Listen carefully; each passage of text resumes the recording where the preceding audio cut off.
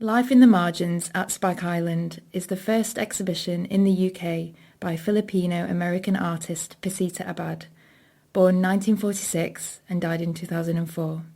Curated in collaboration with London-based artist Pio Abad, the exhibition includes 20 large-scale trapunto paintings and works on fabric made between 1983 and 2002. Trapunto refers to a quilting technique that Abad began experimenting with in the late 1970s, in which canvases are padded and stitched before being painted and layered with a range of printed textiles and objects, including buttons, rickrack, sequins, and shells. Characterized by their vibrant colour and intricate construction, these works combine a broad range of styles, subjects, and techniques, from social realist tableaus incorporating indigenous textiles to richly detailed abstractions inspired by Korean ink brush painting, Indonesian batik, and Papua New Guinean macrame. This pluralistic approach to image making across cultures, histories, and styles underpins Abad's work throughout the decades, focusing on her depictions of the experiences of immigrants and her engagement with diverse cultural traditions. The exhibition at Spike Island offers an idiosyncratic perspective on transnational art and culture. Turn right after you first enter the gallery to view Pacita Abad's trapunto paintings. Trapunto. Born in the Philippines, Abad travelled extensively and lived in many different countries. In many ways, this itinerary defined and shaped her work. In 1973, she embarked on a year-long journey that had an enormous impact on her, travelling by land through Iran, Afghanistan, Pakistan, India, Sri Lanka, Myanmar, Thailand, Laos, Taiwan, and Hong Kong. Shortly after returning to the United States, Abad enrolled in the Corcoran School of Art in Washington, D.C., and married Jack Garrity, an American development economist, whose work would take them even further afield to Papua New Guinea, Bangladesh, the Dominican Republic, and South Sudan.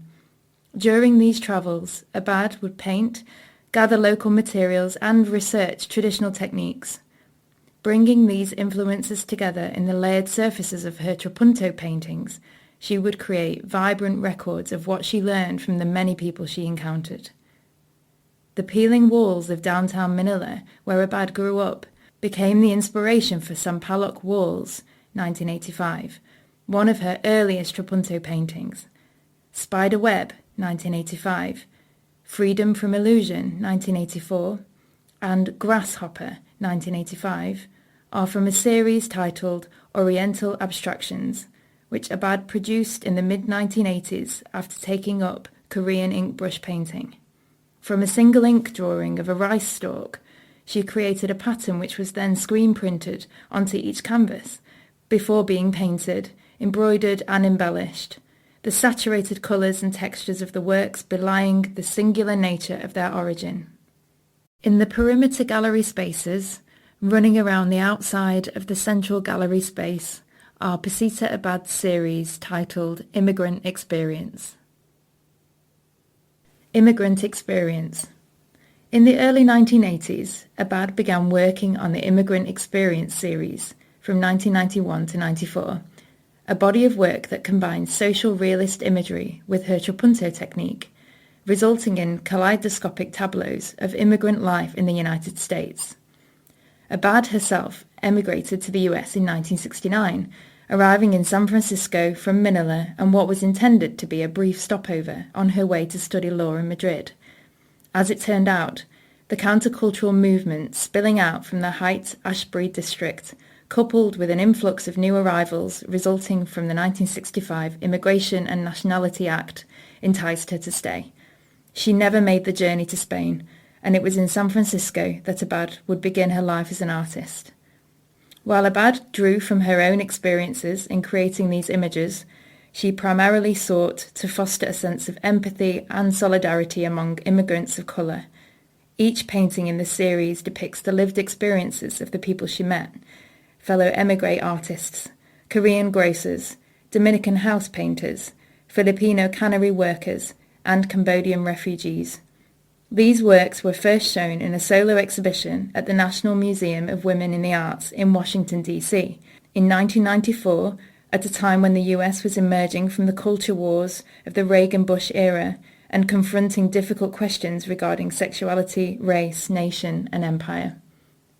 In LA Liberty, 1992, the Statue of Liberty's iconic figure is recast as a woman of colour, her brown skin clad in bejewelled patchwork robes, a monument reimagined to welcome and better represent a new wave of immigrants. From the perspective of our current political climate, this work's demand for inclusion seems as fragile and necessary as ever. We will now explore the works installed in the central gallery space. The Sky is Falling. From the late 1990s to the early 2000s, Abad returned to abstraction in response to both political and personal upheavals. While living in Indonesia in 1998, she witnessed the collapse of the 3-decade-long Suharto regime, an event captured in The Sky is Falling, 1998, which translates the crumbling currency and rubble of post-dictatorial Jakarta into dense and frenetic abstraction. In 2001, the dual shocks of the September 11 attacks and her lung cancer diagnosis inspired the creation of the Endless Blues series, 2000 to 2002. No longer able to travel, Abad immersed herself in the studio and spent many hours listening to blues music, which she had loved since her days in San Francisco. Drawing inspiration from this key African-American musical form, the batik-covered surfaces of this series, represented here by Fly Into a Rage, 2000, Blues Train to Yogya, 2002, and Life in the Margins, 2002, deal with narratives of despair through an abundance of colour, texture and movement. In contrast to her abstract works from the mid-1980s, Abad's return to abstraction remained deeply embedded in her continuing engagement with the social and political conditions that tend to categorise people as marginal, including artists, artisans, and their various cultural traditions. As the artist Faith Ringgold writes, widely travelled, Abad creates her work from the point of view of an international woman of colour. Those of us who have travelled extensively know that creative women of colour are working all over the world and not merely minority figures within the narrow confines of the Western art world. It is in precisely this spirit of discovery and experimentation, reinforced by an enduring fascination with so many different cultures in the so-called margins, that Abad worked throughout her life.